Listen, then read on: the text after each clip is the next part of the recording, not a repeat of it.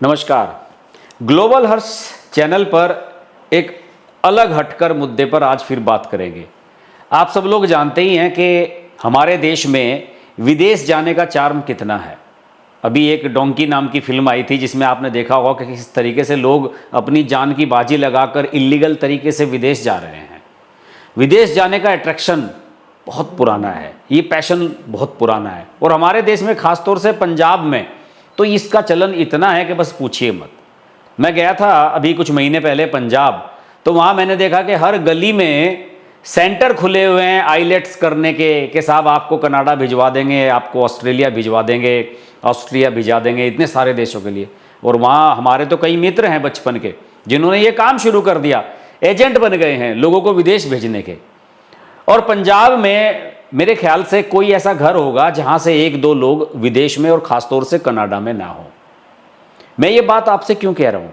मैं आपसे बात इसलिए कह रहा हूँ कि धीरे धीरे कनाडा जैसे देशों में भारतीयों की आबादी इतनी ज़्यादा हो गई है कि वहाँ का जो माहौल है वो ऐसा ही होता चला जा रहा है कि जैसे मुंबई में और दिल्ली में या फिर अन्य भारतीय स्टेट्स में होता है।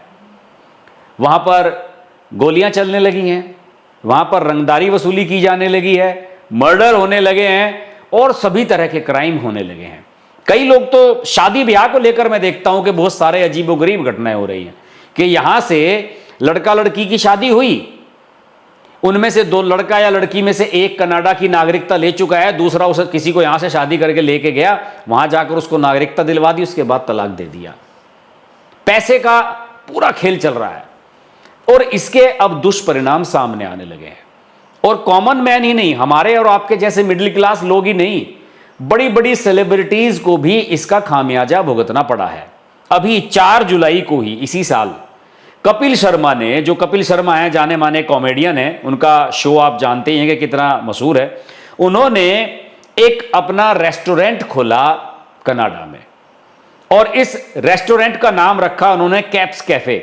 आपको ध्यान होगा कि जो आजकल नेटफ्लिक्स पर उनका सीजन आ रहा है उसका जो पूरा सेट लगा हुआ है उसका नाम भी कैप्स कैफे ही रखा गया है। तो एक तरीके से वो अपने ब्रांड को आगे बढ़ा रहे हैं।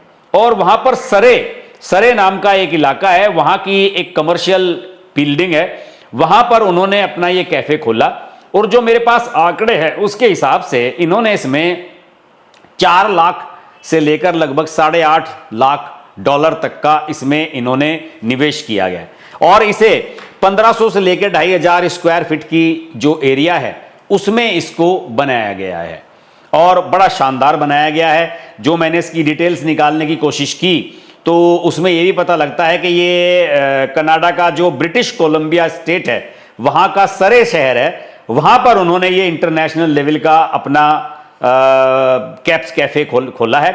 इसकी कोई इन्होंने बड़ी धूमधाम से लॉन्चिंग भी नहीं की, बड़ी सॉफ्ट सी लॉन्चिंग हुई, कुछ घर परिवार के लोग गए, हवन पूजन कराया और चालू कर दिया। और ये बताया जाता है कि कपिल की जो पत्नी है गिन्नी चतरथ वो इसकी मैनेजर हैं और यहाँ पर बच्चों की सीटिंग की व्यवस्था अलग की गई है, बड़ों की सीटिंग की व्यवस्था अच्छी की गई है, खाने पीने के सभी चीज़ें यहाँ पर मिल रही हैं। और इसमें यह भी बताया गया है कि इसका जो एड्रेस है वो 8496 120 स्ट्रीट सरे है जो ब्रिटिश कोलंबिया की वहाँ है। और इसमें ज़्यादातर साउथ एशिया के लोग यहाँ पर रहते हैं, इनकी घनी आबादी है और यहाँ पर लगातार पैदल लोगों को आना जाना, वाहनों का आना जाना ये जारी रहता है। और ये जो कैफ़े है 4 मंजिला भवन है जिसमें 40,000 स्क्वायर फुट की लगभग पूरी वो टोटल स्ट्रक्चर है जिसे द 85 के रूप से जाना जाता है और वहीं पर इसको इन्होंने बनाया है। वैसे ये जो बिल्डिंग जिसमें इन्होंने लिया ये 2022-23 में बनी है, बिल्कुल नई बिल्डिंग बनी है। कैफे का इंटीरियर सपनों जैसा और जिसे कहते हैं कि एक बहुत लेविश हल्के गुलाबी रंग की दीवारें हैं, सफेद रंग का यहाँ पर पूरा लाइटअप किया गया है और क्रिस्टल के झूमर लगाए गए हैं, बेबी पिंक सोफे लगाए गए हैं, ये सब कुछ हुआ है।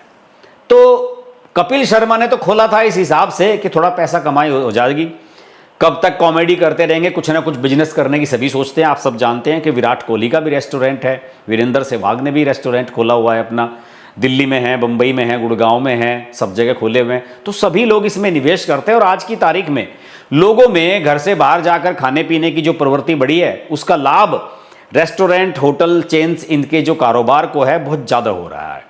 तो कपिल शर्मा ने सोचा इसमें निवेश कर देते हैं, और कपिल शर्मा के लिए 8-8.5 लाख जो है वो कोई बड़ी राशि नहीं होती। तो इस तरीके से इन्होंने इसकी शुरुआत कर दी। अब होता क्या है कि इनका 4 जुलाई को तो इनका उद्घाटन होता है, और 10 जुलाई को उद्घाटन के कुछ दिन के बाद ही एक आदमी कार से आता है और 9 से 12 राउंड फायरिंग इनके कैफे पर करता है। शीशे वीशे इसके टूट जाते हैं, कोई घायल नहीं हुआ, लेकिन खिड़कियों पर टूट फूट के जो निशान हैं वो देखने के लिए मिले। फिर अभी दूसरा हमला कल ही हुआ है उनके यहाँ 7 अगस्त को, और ये सुबह 4:30 बजे के आसपास हुआ जब कैफे बंद था। उसमें भी इसी तरीके से फायरिंग की गई, और ये बताया जाता है कि 25 राउंड गोलियां चलाई गई हैं। वो आप समझ सकते हैं कि कपिल शर्मा जैसी हस्ती पर ये इस तरीके का हमला है। और इन दोनों हमलों को लेकर थोड़ा सा कनेक्शन भी नजर आ रहा है। पहले वाला जो हमला था वो कोई गैंगस्टर है गोल्डी ढिल्लो, उसने कराया था, और इस बार का जो हमला हुआ है वो लॉरेंस बिश्नोई गिरोह का कराया हुआ है। आप जानते हैं कि लॉरेंस बिश्नोई गिरोह, ये सारा जो गैंगस्टर्स हैं, इन्होंने सलमान खान के घर पर भी हमला पिछले साल कराया था।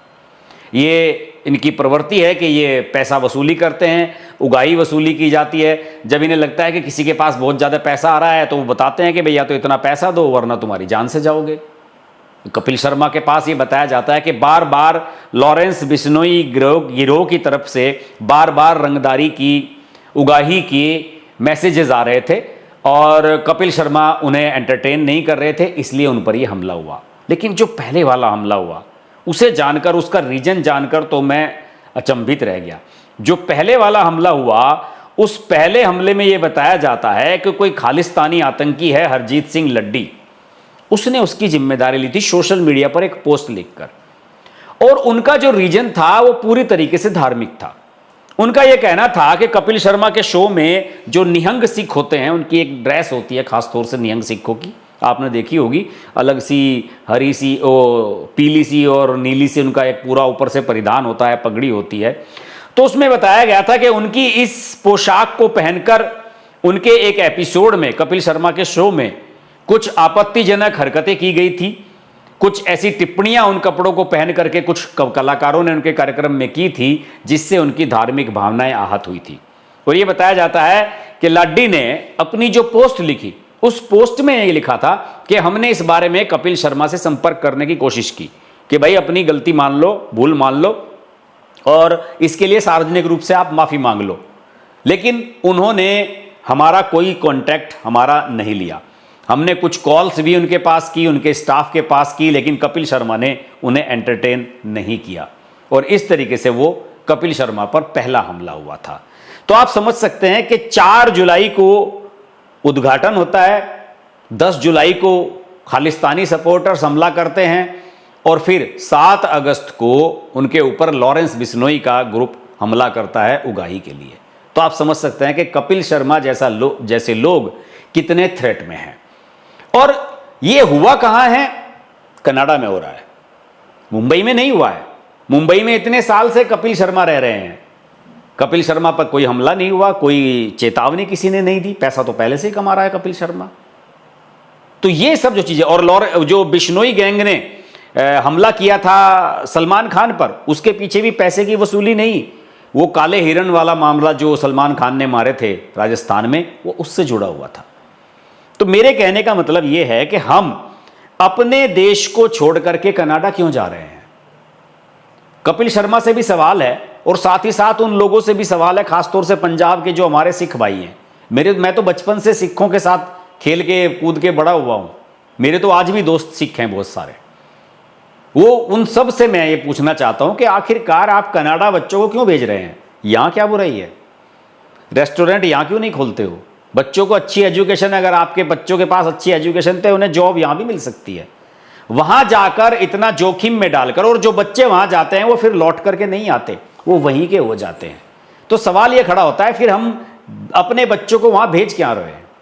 आपका गांव पंजाब में है, आपकी जमीनें पंजाब में हैं, आपके पुरखे यहां पर रहे, और आप अपने बच्चों को भेज रहे हैं कनाडा में।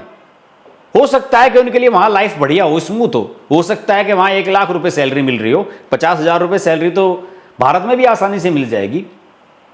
तो इस अंधी दौड़ में सब लोग शामिल हुए चले जा रहे हैं, अपनी सभ्यता को भूल रहे हैं, अपनी कल्चर को भूल रहे हैं, अपने देश को भूल रहे हैं। और जो इंसान अपनी जमीन, अपनी मिट्टी, अपने देश से अलग हो जाता है ना, वो जो पेड़ कहते हैं ना कि पेड़ जो एक बार उखड़ा अपनी जमीन से, दूसरी जमीन में फिर लगता नहीं है, तो वही स्थिति हमारे देश के लोगों की होती चली जा रही है, जिनके लिए खासतौर से कनाडा को लेकर जो एक विशेष अट्रैक्शन लोगों के अंदर है कि हम कनाडा जाएंगे, कनाडा जाएंगे, उनके लिए कपिल शर्मा का ये जीता जागता उदाहरण है। और कपिल शर्मा इतनी बड़ी सेलिब्रिटी है। आज के वीडियो में इतना ही। वीडियो अच्छा लगे तो लाइक कीजिए, शेयर कीजिए और अपने कमेंट अवश्य लिखिए। और खासतौर से पंजाब से और सिख समुदाय के जो लोग हैं जो अपने बच्चों को कनाडा भेजने के लिए अपनी ज़मीनें बेच रहे हैं, मकान बेच रहे हैं, उन सब से भी निवेदन है कि कृपया मेरी बात को समझें और अपने देश में ही रहें। कमेंट जरूर लिखिएगा अपने। नमस्कार। Hi, this is Pooja Bedi, and I'd like to say that I'm deeply grateful to Harsh for his wonderful, wonderful and courageous reporting, and the fact that he always stands up for what he thinks is right. Thank you, Harsh, for all the support and all the love, and rock on. Everyone who's watching this, don't hesitate to press the like, share, subscribe button on his channel.